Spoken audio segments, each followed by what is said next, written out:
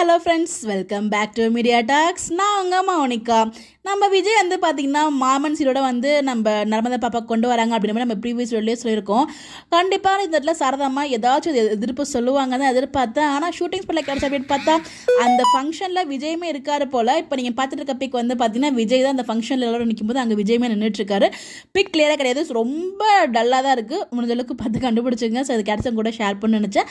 அப்போது அவங்க ஏதாச்சும் எல்லாருமே பேசி சமாளித்து ஓகே விடு அப்படிங்கிற மாதிரி சொல்லிடுவாங்களோ. தாத்தா வராரு இல்லையா, ஸோ அதனால் கண்டிப்பாக வந்து பார்த்தீங்கன்னா அந்த சாரதாமா வந்து இதில் கொஞ்சம் கன்வின்ஸ் ஆகி போவாங்கன்னு நினைக்கிறேன். ஏன்னா பொண்ணோட விஷயம் பிரச்சனை வேண்டாம், அமைதியாக ஸ்மூத்தாக போகலாம் கூட நினச்சிருக்கலாம். பட் எப்படியோ விஜய் வந்து பார்த்தீங்கன்னா கூட பக்கத்தில் நிற்க வச்சு செலிப்ரேஷன் பண்ணிகிட்டு இருக்காங்க. அதுவே நமக்கு ஹாப்பி தான். ஏதோ இடத்துல எதுவுமே உங்களுக்கு சக்ஸஸ் மாதிரி தான் நான் ஃபீல் நினைக்கிறேன். ஃபங்க்ஷனுக்கான ஷூட்டிங்கில் வந்து பார்த்தீங்கன்னா ரொம்ப டார்க்கான ஒரு ஃபோட்டோ தான் கிடச்சிச்சு, அதுவும் கூட நான் ஷேர் பண்ணியிருக்கேன்.